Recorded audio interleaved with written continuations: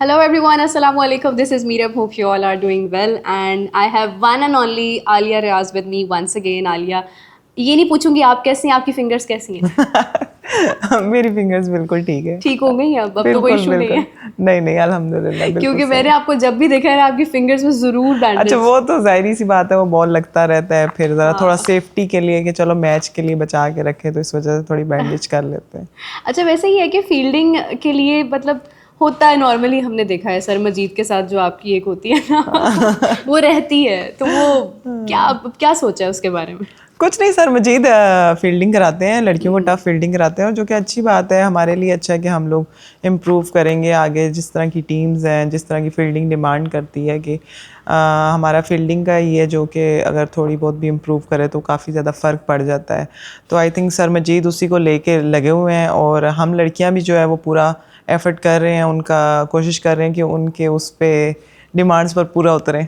Great. मुझे ये बताइए कि कराची, हाउ वाज कराची? क्योंकि फाइनली ये था कि अगर आप खेल रही थी तो कमेंटेटर भी आपके अपने ही थे, तो हाउ वाज दैट? अच्छा रहता है, अच्छा लगता है, क्योंकि मैं हमेशा जब भी पाकिस्तान के लिए खेलती हूँ तो मुझे कोशिश होती है कि मैं अच्छा ही खेलूँ, अच्छा ही परफॉर्म करूँ, और जितना मौका मिले उसमें जितना करके दे सकती हूँ टीम को वही करूँ। तो मेरा एक ही मोटिव होता है कि जितना मेरे से हो सकता है टीम के लिए, चाहे वो फील्डिंग है चाहे वो मेरी बैटिंग है, तो उससे जितना भी मैं दे सकती हूँ अच्छा करके वो मैं टीम को दूँ। आलिया, आपको नहीं लगता कि अली आपके लिए लक फैक्टर है? क्योंकि आपके हाईएस्ट स्कोर के टाइम पे भी अली कमेंट्री कर रहे थे, इस दफ़ा भी आप लोग जीते हैं और अली कमेंट्री कर रहे थे, वो कुछ कॉम्बिनेशन मैच हो जाता है मुझे लगता है।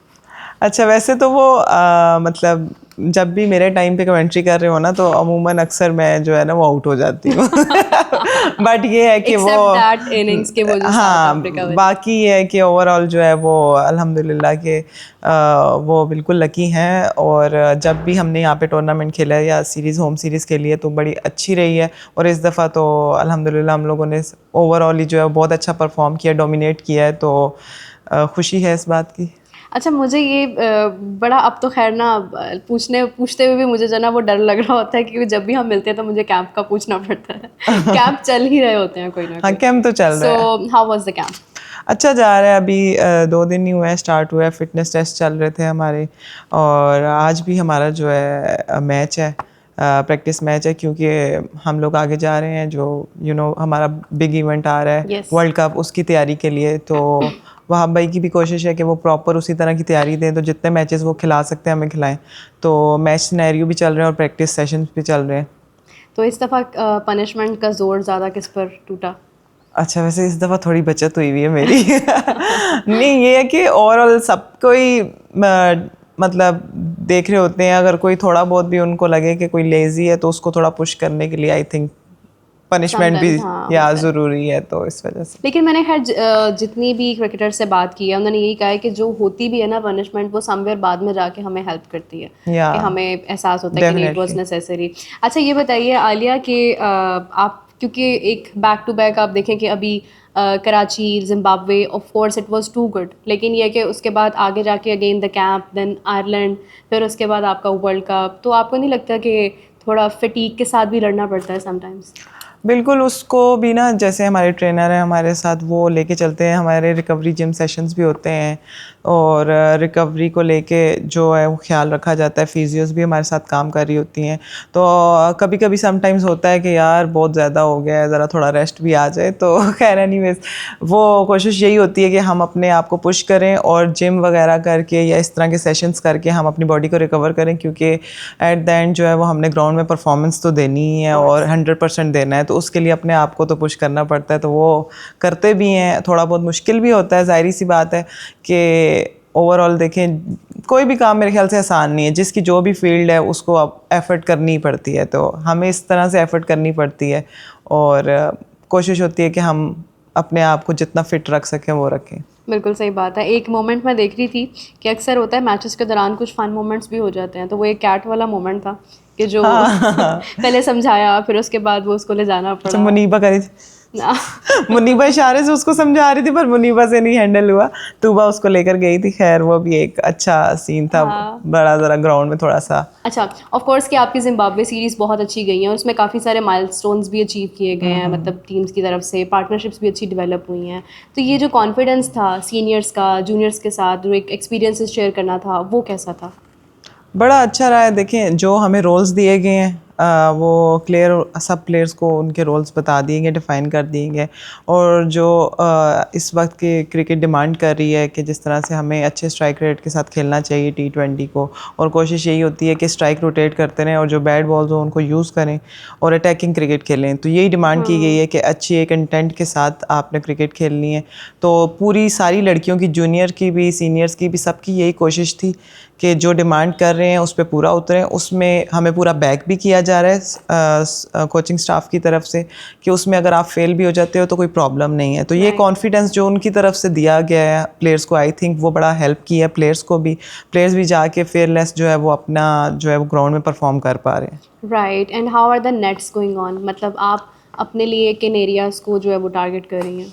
अब जिस तरह से हमारा वर्ल्ड कप आ रहा है तो कोशिश यही है कि हम लोग जिस तरह की T20 क्रिकेट है, हम लोगों का पावर हिटिंग पे ज़्यादा फोकस है कि पावर हिटिंग की जाए, उसको उस पर ध्यान दिया जा रहा है ज़्यादा, फील्डिंग को फोकस किया जा रहा है। और उसके अलावा आपको मतलब जैसे शॉर्ट बॉल की तैयारी होती है, शॉर्ट पिच के बॉल, मतलब वहाँ पे बॉल आएगा, ऊपर आएगा पिच पे, तो उन बॉलों की तैयारी की जा रही है ज़्यादा। आयरिश कंडीशंस की अगर हम बात करते हैं, उसके अंदर भी एक डिफरेंट कंडीशंस होती हैं ऑफ कोर्स कि अभी अगर हम देखें तो मतलब of course in Pakistan there are different conditions, लेकिन वहाँ पर जाकर द विंडी वेदर और फिर उसके बाद ये है कि ग्रीन पिचेस होती हैं, तो उसमें आप अपना रोल कैसे देखती हैं?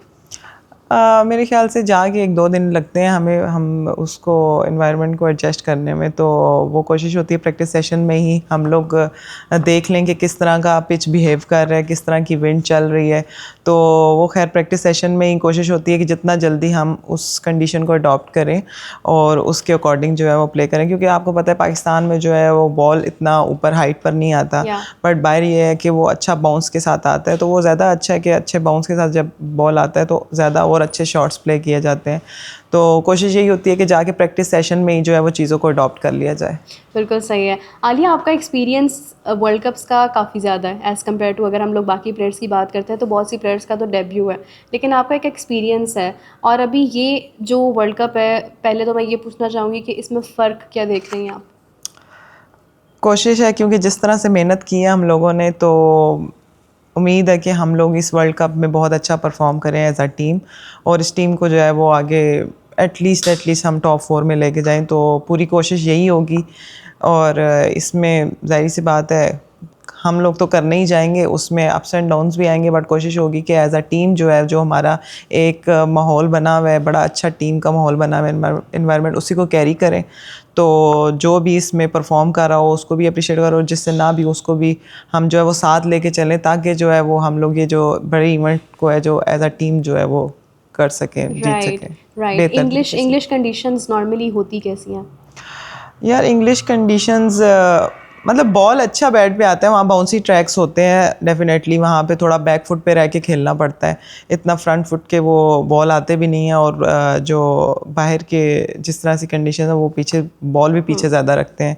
तो कोशिश उसी तरह से होगी, उसी को प्लान करके उसी तरह से खेलने की कोशिश करेंगे। अच्छा, मैंने देखा था आप लोग जब ट्रैवल कर रहे होते हैं ना, आप लोग उस वक्त भी बड़ा फन करते हैं आपस में, क्योंकि ऑफ कोर्स के वो कोई बोरिंग लाइक टूर नहीं होता। उसमें सबसे ज़्यादा फन एलिमेंट कौन क्रिएट करता है टीम में? सबसे ज़्यादा इरम हो गई, डियाना हो गई, ये दो जो है ना वो सबसे ज़्यादा करते हैं। और बस होनी चाहिए इनके पास। अगर बस में कोई माइक है तो वो तो फिर तो एंड हो जाती है माइक के साथ, जो ये कर देते हैं, गाने भी गाते हैं उसमें, और डिफरेंट किस्म की आवाज़ें निकाल के बातें कर रहे होते हैं आपस में, और पूरी बस को जो है उन्होंने उठा के रखा हुआ होता है। एंड अगर माइक ना भी हो तो खैर म्यूज़िक के साथ वो जो चिल होता है वो तो होता ही है।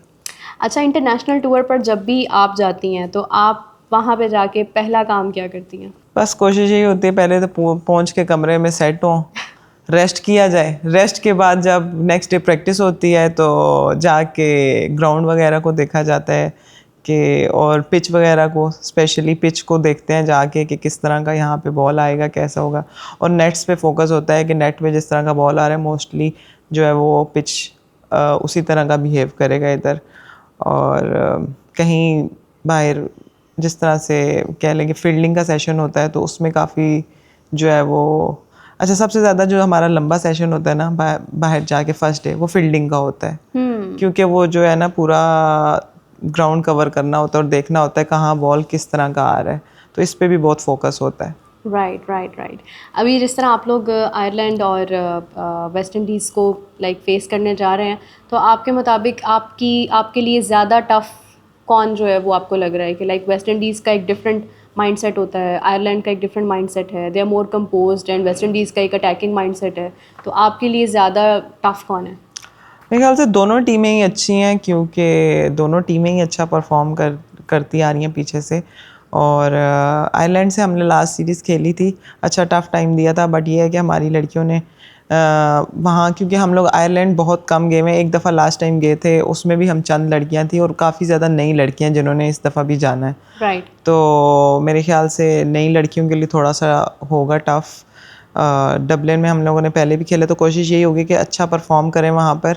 और वेस्ट इंडीज़ हो गया या आयरलैंड हो गया, T20 गेम है, ऑन अ डे जिसने अच्छा परफॉर्म किया वही जीतेगा। तो मेरे ख्याल से हम दोनों की टीमों को जो है वो मैं बिल्कुल भी लाइट नहीं ले रहे, दोनों टीमें ही अच्छी टीमें हैं, तो कोशिश होगी कि हम पूरा 100% अपना दे के उनसे विन करें सीरीज़। बिल्कुल सही है। Alia, in the ODI, Gul and Sadaf played a very important role and they have achieved the milestones of scoring, मतलब एक अच्छी partnership and in the power play. और अभी T20 के अंदर मुनीबा के साथ जो है वो आप उन्हें कैसे देख रही हैं?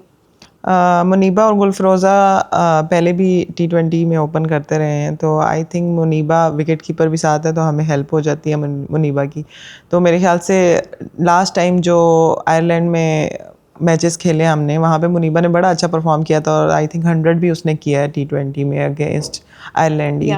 तो होपफुल है कि ये दोनों जो है वो अच्छी पार्टनरशिप लगाएं, जिस तरह सदफ़ और गुलफरोज़ा ने वनडे में यहाँ पर डोमिनेट किया, वहाँ पे कोशिश होगी कि अल्लाह करे कि ये दोनों वहाँ पर भी डोमिनेट करें, वहाँ पे भी अच्छी पार्टनरशिप लगाएं। अच्छा, हम लोग मैं आपको एक किस्सा बताती हूँ कि जब आप साउथ अफ्रीका में खेलने के लिए गए हुए थे, उस टाइम यहाँ पर डोमेस्टिक मैचेस हो रहे थे, तो I was there and Ali Younis was there, Salman Butt साहब वाज देयर।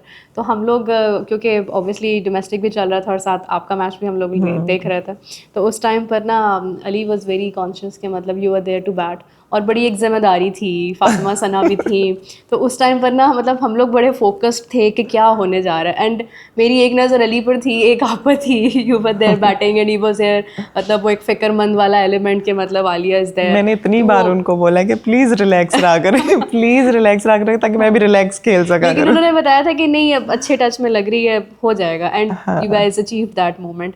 तो वो उस टाइम पर क्या फिर बाद में आपकी बात हुई, कोई कॉल आई? अच्छा, मेरी तो उनसे अक्सर मैच से पहले भी और मैच के बाद भी बात होती है, और ज़्यादातर हमारी क्रिकेट पे ही बात चल रही होती है।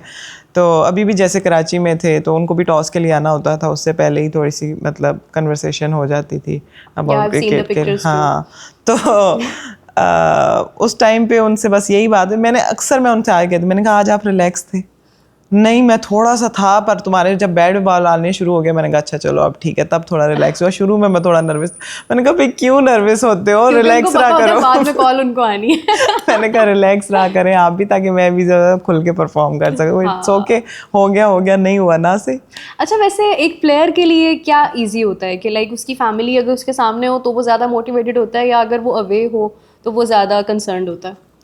नहीं, फैमिली जैसे अगर साथ भी हो तो मेरे ख्याल से ज़्यादा मोटिवेटेड होता है आई थिंक बंदा परफॉर्म करने के लिए। और मेरे पहले भी जैसे अम्मी अब्बू भी मैचेस देखने आते थे, बहनें भी बहुत शौक से देखने आती थी।